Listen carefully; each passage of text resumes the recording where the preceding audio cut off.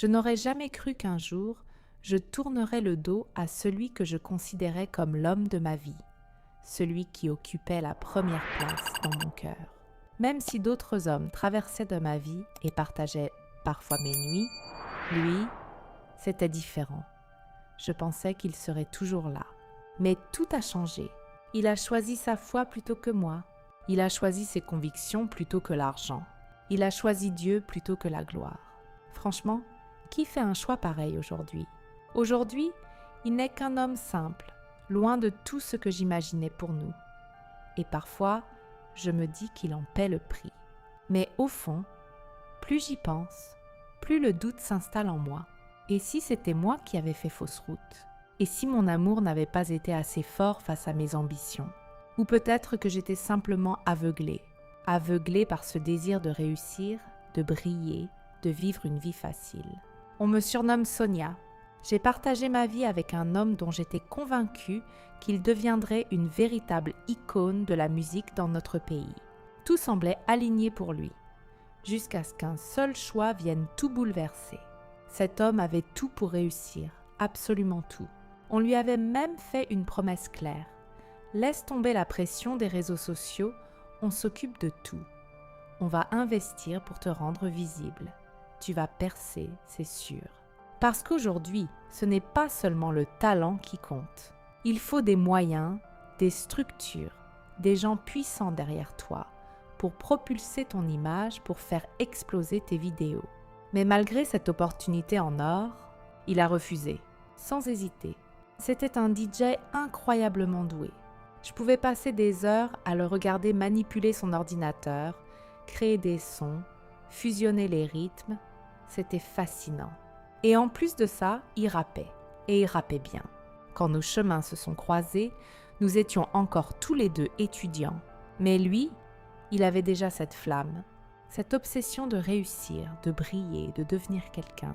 Il passait ses journées à écrire, à rapper avec ses amis, à peaufiner ses morceaux.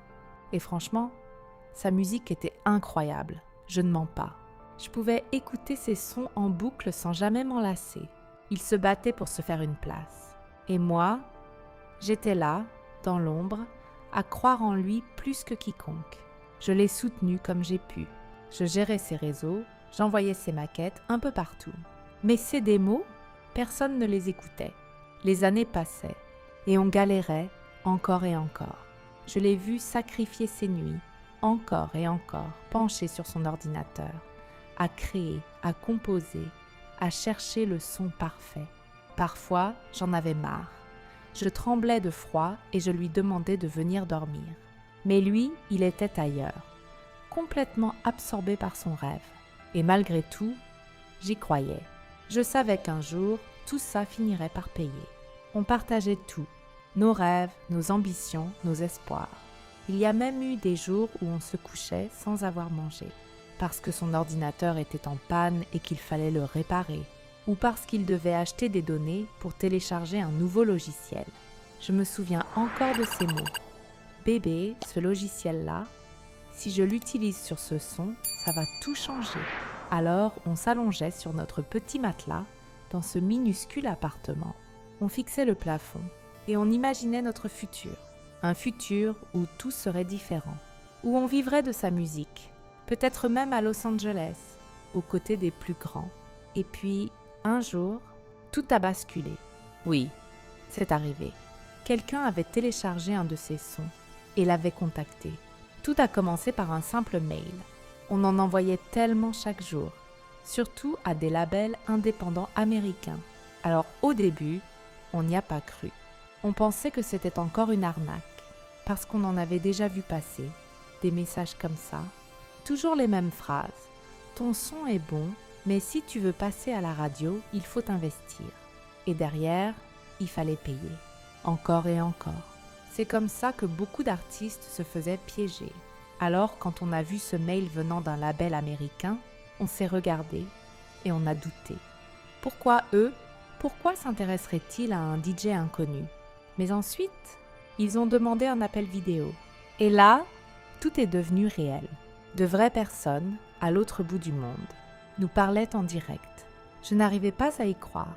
Ils lui ont dit qu'ils le suivaient depuis un moment, que son style était unique, que ses mix étaient différents et que sa voix, quand il rappait, avait quelque chose de spécial.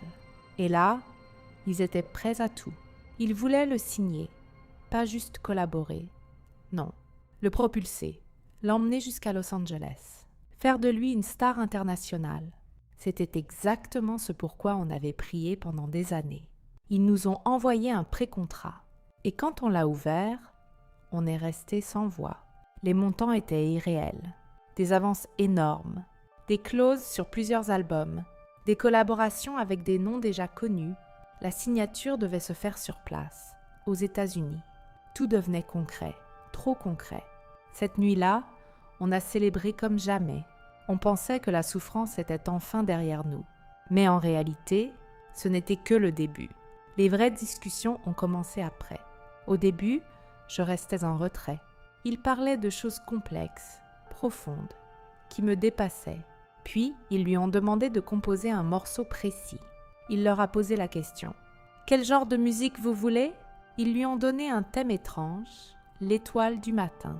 Ce morceau devait être joué lors d'un événement très particulier. Il s'est mis au travail, mais je sentais qu'il n'était pas à l'aise. Curieuse, je lui ai demandé « C'est quoi cette histoire d'étoile du matin ?» Il m'a regardé, hésitant. Puis il a dit « Je vais le faire, mais ça ne me plaît pas vraiment. » Tu sais que certains associent ça à Lucifer, non ? Honnêtement, moi je ne pensais qu'à une seule chose. L'argent. Le reste m'importait peu. Une semaine avant la signature, le label l'a invité, via un autre intermédiaire, à une rencontre privée. Officiellement, c'était une réunion professionnelle. Mais en réalité, c'était tout autre chose. Plus tard, j'ai compris.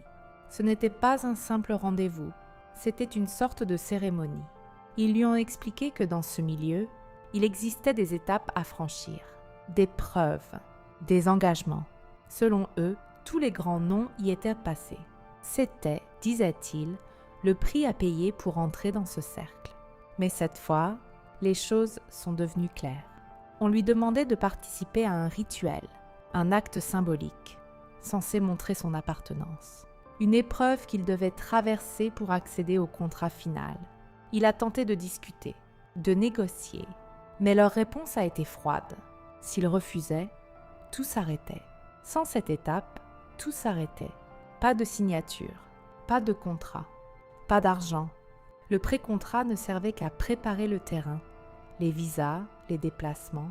Mais sans cette initiation, rien ne pouvait être finalisé. Et je me souviens encore parfaitement de ce moment. J'étais assise dans notre petit appartement. Je l'ai regardé droit dans les yeux et je lui ai dit « Fais-le, s'il te plaît. C'est ta chance. » Tout le monde sacrifie quelque chose pour réussir. Regarde-moi. Tu me dis souvent que je suis belle, que tu as peur qu'un homme riche me prenne un jour.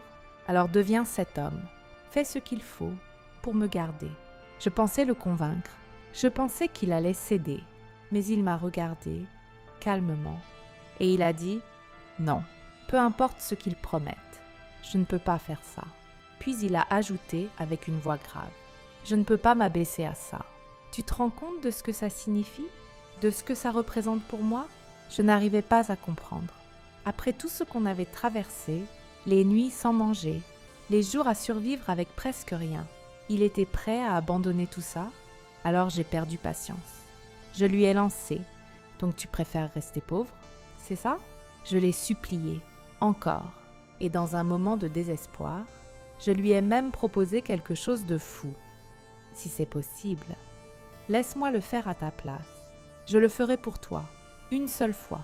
S'il te plaît, laisse-moi t'aider. » Mais lui, il m'a regardé profondément et il a dit une phrase que je n'ai jamais oubliée. « Si réussir signifie vendre mon âme, alors restons pauvres, parce que tout ça ne vaut rien pour moi. » Ces mots m'ont brisé.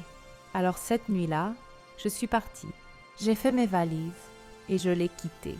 Pas parce que je ne l'aimais pas, mais parce que je voulais le pousser à agir. Je pensais qu'en partant, il finirait par changer d'avis, qu'il ferait enfin ce qu'il faut. Mais non, il a refusé jusqu'au bout. Avant de partir, je lui ai dit des choses dures. que je ne pourrais jamais oublier. Je lui ai dit qu'il était faible, qu'il ne réussirait jamais, et que moi, je préférais être avec un homme capable de tout pour réussir. Il a essayé de me retenir, de me supplier, mais j'étais déjà partie. Aujourd'hui, ça fait des années. Il n'a jamais signé ce contrat. Et il est toujours là, dans l'ombre, un simple DJ de quartier. Et moi, j'ai continué ma route. Aujourd'hui, ma vie a changé. Je vis aux côtés d'un homme d'affaires. Enfin, disons plutôt que je fais partie de sa vie. Il est marié et il vit dans une autre ville. Mais chaque fois qu'il vient ici pour ses affaires, c'est chez moi qu'il pose ses valises. D'une certaine manière, je suis devenue comme sa seconde femme.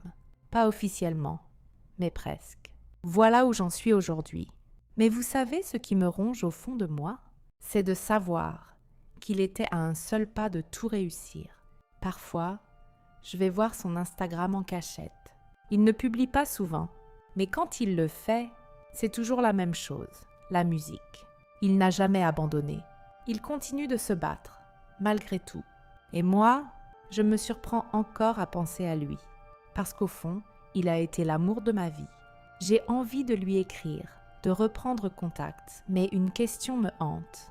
Est-ce qu'il pourrait me pardonner? Et si aujourd'hui, j'ai les moyens de l'aider, de prendre soin de lui, est-ce que je devrais le faire? Ou est-ce que je devrais simplement le laisser en paix? Si tu as suivi cette histoire jusqu'au bout, n'oublie pas de t'abonner, de laisser un j'aime, tout en donnant ton avis dans les commentaires. C'était Histo Africa, à très bientôt pour une nouvelle histoire.